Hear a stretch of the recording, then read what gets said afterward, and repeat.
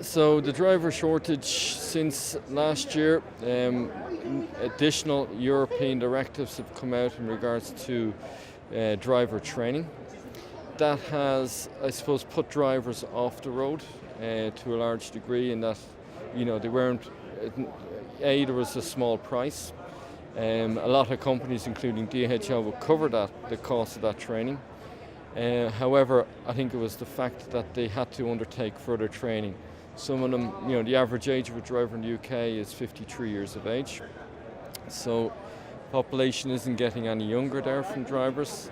A lot of them taking the opportunity to either retire earlier and walk away from the industry.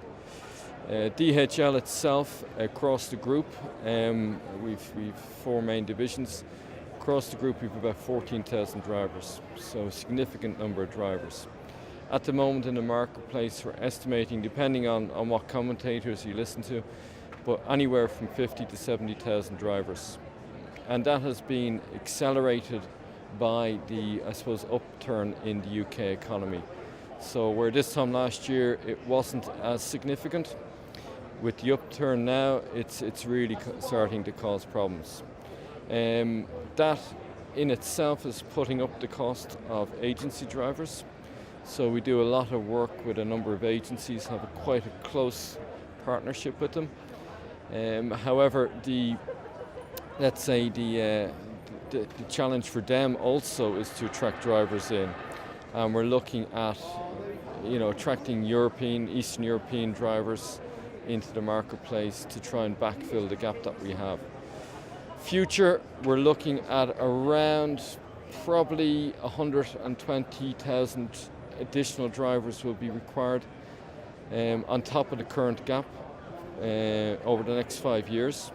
So market expectations and looking forward, we will probably need, including the gap we have, up to 200,000 additional drivers without taking in any consideration into further drivers leaving the practice because of training requirements.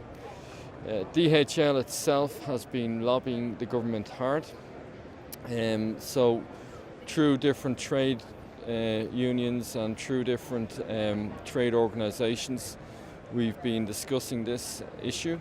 It's a very much a real issue for us. I know George Osborne has stated that he will have a commitment towards training and the cost of training for these drivers. There is an entry level into the marketplace still. For a young person it's going to cost $1,000 plus to do their training and then to get the experience. So most companies like DHL will require about 2 years experience before they're taken onto some of these books. So we've got the entry level, which the entry barriers which need to become overcome and supported by the government. The industry is not going to train themselves 200,000 drivers over the next 5 years, so we absolutely need support there. What DHL is doing in that place is we have what we call warehouse to wheels.